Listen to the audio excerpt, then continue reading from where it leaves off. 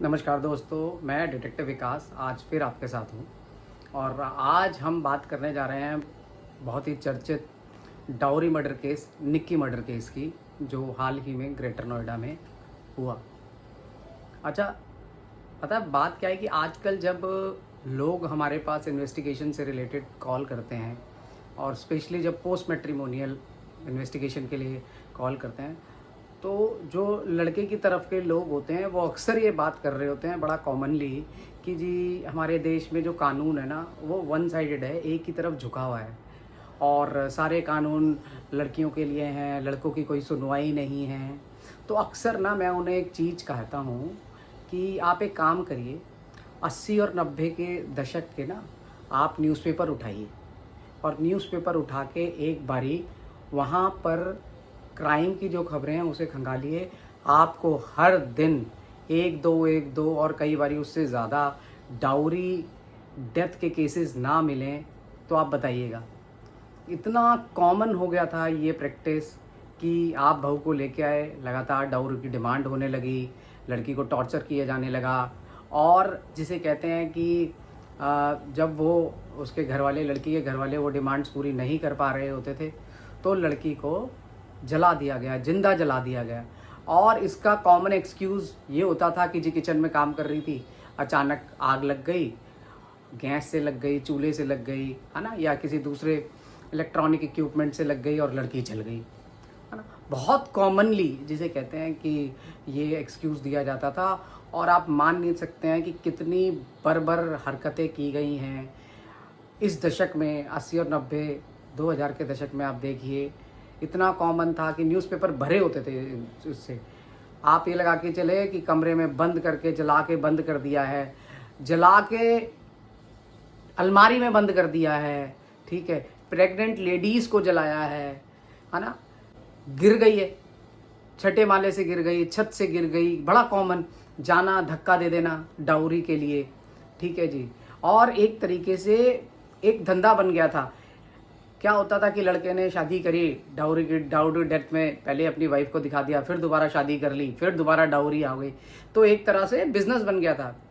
तो जब इस तरह की बहुत ज़्यादा केसेस बढ़ गए, डेली बेसिस पे आने लगे, तब ये कानून बनाया गया जिसे हम कहते हैं protection of domestic violence act 498A, ठीक है, जिसकी एक मुख्य धारा है जिसमें अगर मारपीट होती है, मेंटल टॉर्चर होता है ना, या इस तरह की कोई अपशब्द बोले जाते हैं तो उसमें परिवार के खिलाफ जिसे कहते हैं कि केस दर्ज किया जाता है, जिसमें 6 महीने से पहले आपको वो नहीं मिलती है। लेकिन इस कानून की मांग कब उठी?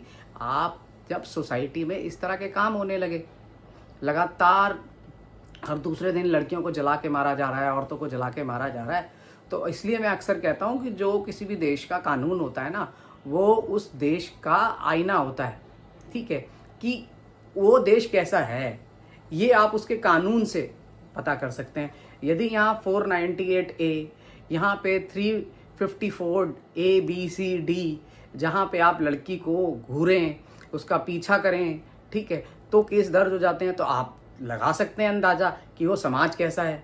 इसी के साथ आज मनीषा मर्डर केस का आप देख लीजिए, है ना। मेरी समझ में नहीं आता है कि लोगों को इतनी हिम्मत मिलती कहाँ से है। ले गए, रेप किया और फिर उसका बहुत ही निर्दयता से गला काट के और उस तरीके से मर्डर कर दिया।